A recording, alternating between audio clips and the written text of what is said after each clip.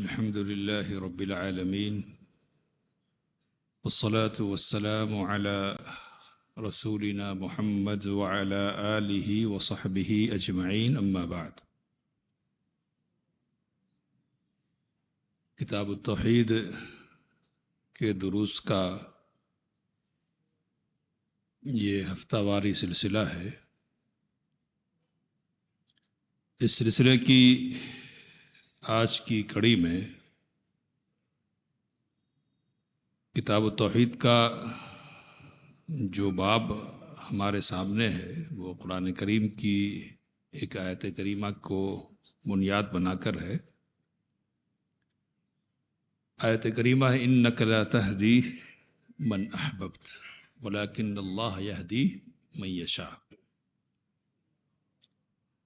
باب اس بارے میں کہ اللہ تعالیٰ کا فرمان ہے کہ آپ جسے چاہیں ہدایت نہیں دے سکتے،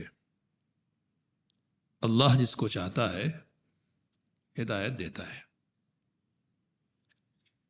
دنیا اور کاروبار دنیا کے سارے اختیارات اللہ تعالیٰ کے پاس ہیں، ہدایت کا اختیار بھی اللہ تعالیٰ ہی کے پاس ہے۔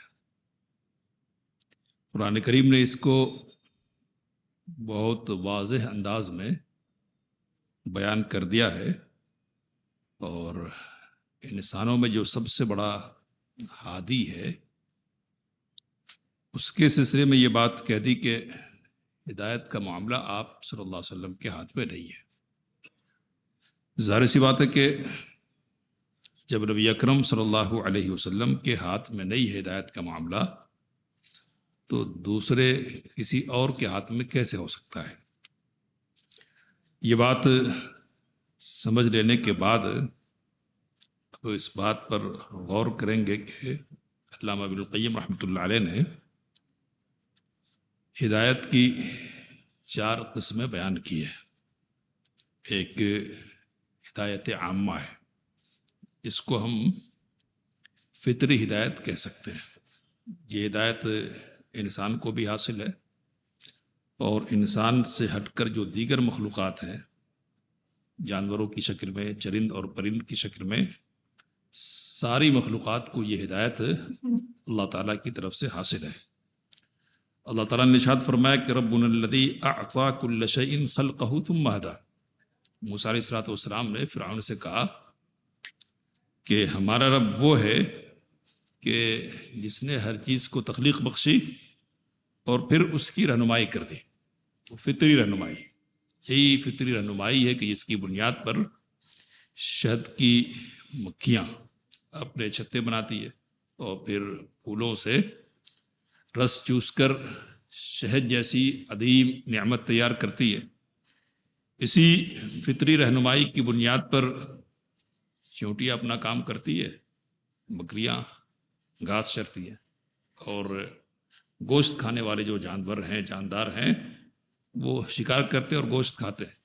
تو یہ سب فطری رہنمائی کا نتیجہ ہے۔ بچہ پیدا ہوتا ہے تو اس کا منہ ماں کے پستان سے لگ جاتا ہے، فطری طور پر اس کو کسی کے بتانے کی ضرورت نہیں ہوتی ہے۔ تو یہ رہنمائی کون کرتا ہے؟ اللہ کرتا ہے، یہ فطری رہنمائی۔ دوسری جو رہنمائی ہے اس سلسلے میں وہ ہے ہدایت ارشاد، یعنی راستہ بتانے کی ہدایت۔ یہ صحیح ہے، یہ غلط ہے، یہ اچھا ہے، یہ برا ہے۔ تو یہ جو ہدایت ہے نا، یہ ہدایت بھی اصل اللہ کے ہاتھ میں ہے، لیکن اس ہدایت کے لیے اللہ تعالیٰ دوسروں کو بھی وسیلہ اور ذریعہ بناتا ہے، اور اسی ہدایت کی بنیاد پر نبی اکرم صلی اللہ علیہ وسلم کیا ہیں؟ ہادی ہے۔ وَإِنَّكَ لَتَهْدِي إِلَىٰ صِرَاطٍ مُسْتَقِيمٍ۔ اے نبی اکرم صلی اللہ علیہ وسلم، آپ صراط مستقیم کی طرف رہنمائی کرتے ہیں، اور لِكُلِّ قَوْمٍ ہاد، ہر قوم کے لیے رہنما ہوئے ہیں۔ تو یہ جو ارشاد والی رہنمائی ہے، راستہ بتانے والی رہنمائی، یہ اللہ کے ساتھ خاص نہیں ہے، دوسرے لوگ بھی یہ کام کر سکتے ہیں۔ اور تیسری جو ہدایت ہے وہ ہے ہدایت توفیق، اور دوسرے لفظوں میں علماء تعبیر کرتے ہوئے کہتے ہیں ایصال الی المطلوب کی ہدایت، یعنی توفیق دے دینا، منزل تک پہنچا دینا، اور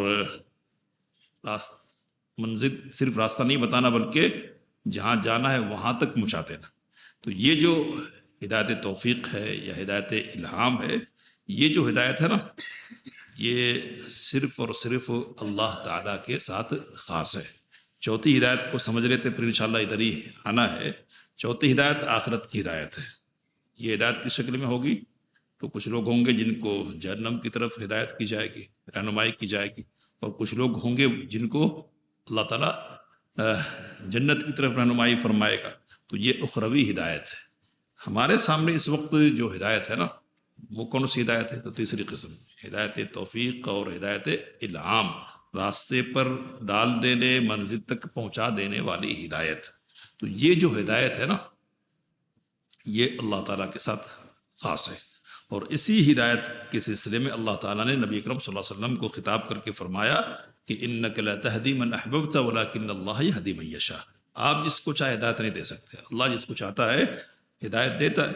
اب یہ جو آیت کریمہ ہے سورۃ القصص کی، اس کا سبب نزول ہے، اور سبب نزول معروف ہے کہ نبی محترم صلی اللہ علیہ وسلم کے چچا ابو طالب کے انتقال کا وقت آیا ہے، تو نبی اکرم صلی اللہ علیہ وسلم آپ کی خدمت میں پہنچے، دیکھا کہ آپ صلی اللہ علیہ وسلم نے کہ وہاں پہلے سے عبداللہ بن ابی ربیعہ اور ابو جہل موجود ہے۔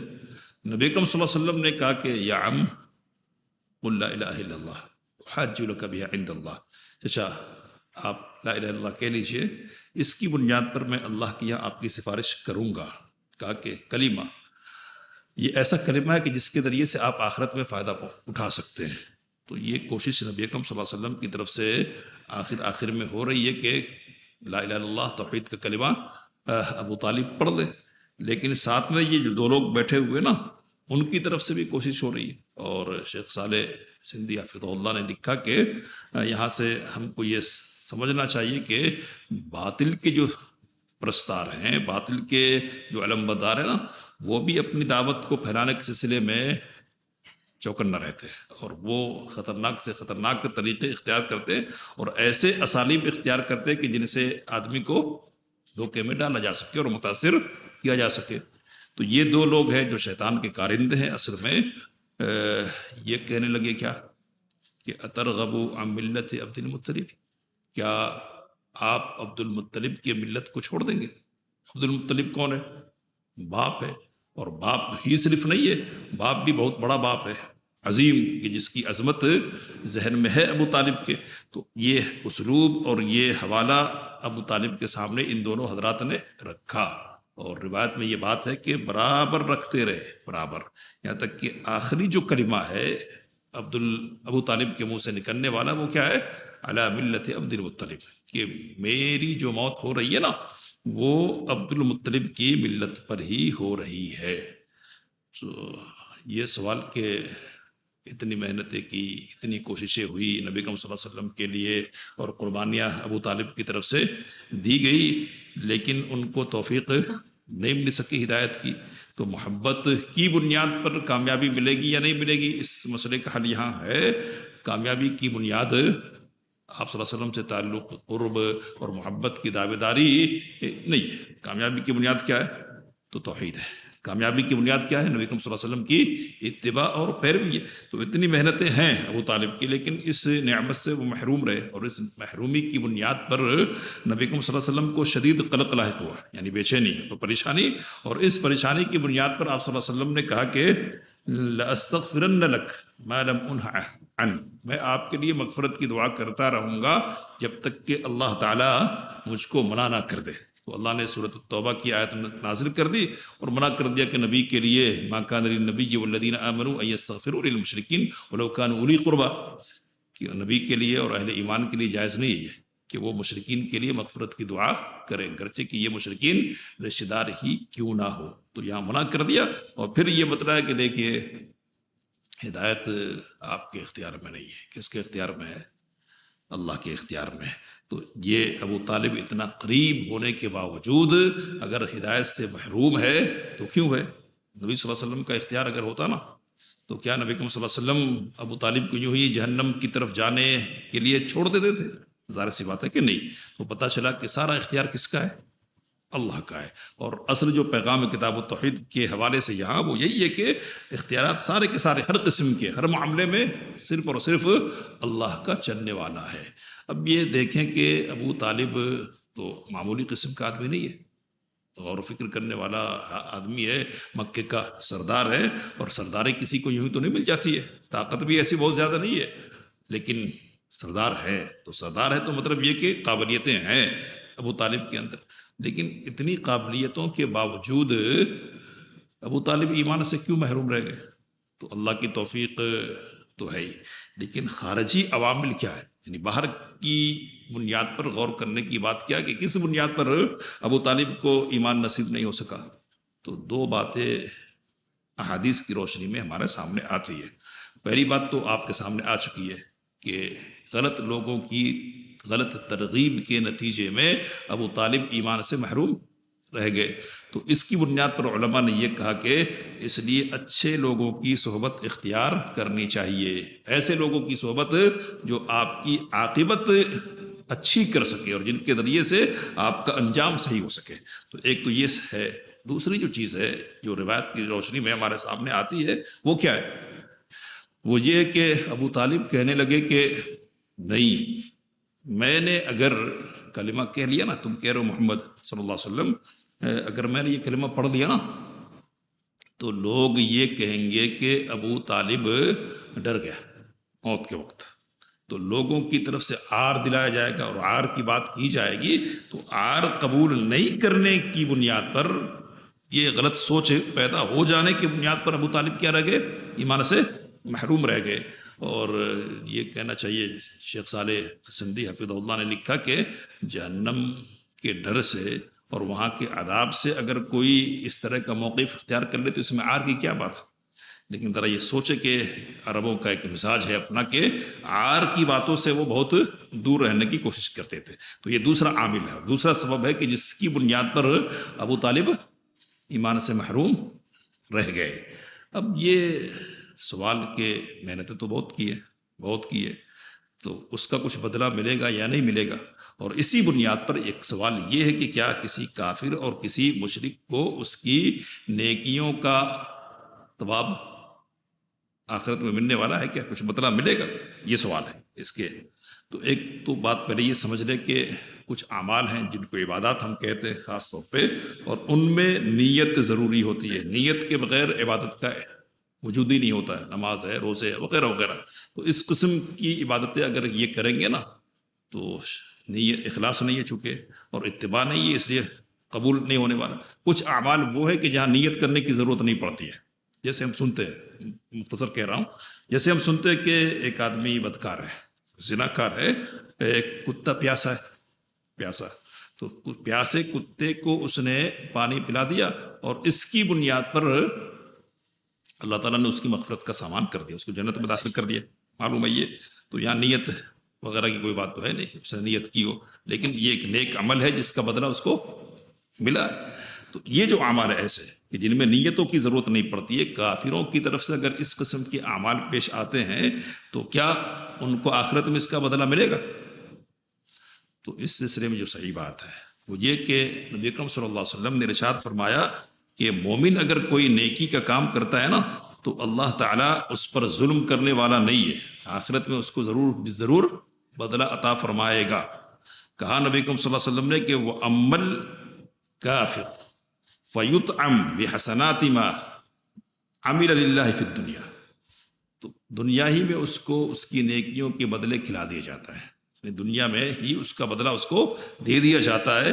کہا کہ حتی اذا لقی اللہ لم تکن لہ حسنہ یجزا بہا، یہاں تک کہ جب اللہ تعالیٰ سے اس کی ملاقات ہوگی نا تو چونکہ بدلہ یہاں پورا دے دیا گیا دنیا میں، تو آخرت میں اس کے پاس کوئی نیکی رہے گی نہیں بدلہ لینے کے لیے کہ جس کا بدلہ دیا جائے۔ تو اہل کفر اور اہل شرک کو ان کے عملوں کا بدلہ دنیا ہی میں دے دیا جاتا ہے، آخرت میں ان کو کوئی بدلہ نہیں ملے گا۔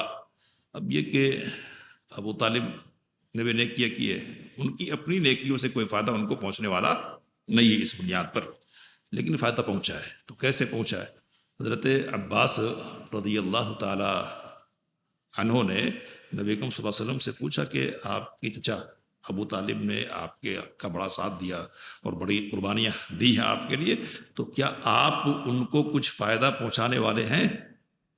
تو نبی اکرم صلی اللہ علیہ وسلم نے کہا کہ ہاں، میری شفاعت کی بنیاد پر وہ جہنم کے سب سے اوپری حصے میں ہوں گے، اور اس اوپری حصے میں آگ کے جوتے ان کو پہنا دیے جائیں گے، اور ان جوتوں کی وجہ سے ان کا دماغ کھولے گا. یہ سب سے ہلکا عذاب ہوگا جو ابو طالب کو دیا جائے گا. نبی اکرم صلی اللہ علیہ وسلم نے کہا کہ اگر یہ میری شفاعت نہیں ہوتی نا تو پھر وہ جہنم کے نچلے طبقے اور درجے میں ہوتے تھے. تو یہاں جو بات سمجھ لینے کی وہ یہ کہ اپنا عمل نہیں ہے جو فائدہ پہنچا رہا ہے. نیکیاں کی ہے ٹھیک ہے رسول اللہ صلی اللہ علیہ وسلم کے لیے، آپ کی شفاعت ملی ہے تو شفاعت کی بنیاد پر یہ فائدہ پہنچا ہے، ورنہ اپنے عمل کی بنیاد پر آخرت میں کسی کافر اور کسی مشرک کو کچھ ملنے والا نہیں ہے. ابھی صرف اشارہ کر رہا ہوں، بات ختم کر رہا ہوں کہ ابو لہب کا بھی قصہ ہے کہ یہ انگلی ہے، اس سے پانی نکل رہا ہے اور اس سے سیرابی کا میرا سامان ہو رہا ہے، یہ روایت آئی ہے. تو یہاں بھی یہ سوال ہے کہ کیا ایسا ہو سکتا ہے؟ تو محقق علماء نے یہ بات کہی کہ یہ روایت ایسی مضبوط نہیں ہے کہ جس کی بنیاد پر ایک مضبوط بات کا رد کیا جا سکے. تو اصولی بات یہ ہے کہ فائدہ نہیں پہنچے گا، اس لیے یہ بات بالکل قابل تصدیق نہیں ہے کہ ابو لہب کو آرام ملا ہے، اور اس لیے آرام ملا کہ اس نے کوئی نیکی اس دنیا میں کی تھی. دنیا میں کافر نیکی کرتا ہے تو اس کا بدلہ اس کو اسی دنیا میں دے دیا جاتا ہے. اور باپ سے متعلق جو مسئلہ ہے خاص ہمارے سامنے وہ کیا ہے؟ ہدایت کس کے اختیار میں؟ اللہ تعالیٰ کے اختیار میں. اس اختیار میں کوئی بھی اللہ تعالیٰ کا شریک نہیں ہے. اور بات ہمارے سامنے آ چکی ہے کہ سب سے بڑے ہادی ہے نبی اکرم صلی اللہ علیہ وسلم. تو جب آپ صلی اللہ علیہ وسلم سے نفی کر دی اللہ نے تو دوسرے سے تو بدرجہ اولا اس کی نفی ہو جائے گی. اللہ سے دعا کی باتوں کو سمجھنے اس کام لینے کی توفیق مت فرمائے. آمین. وآخر دعوانا الحمدللہ رب العالمین.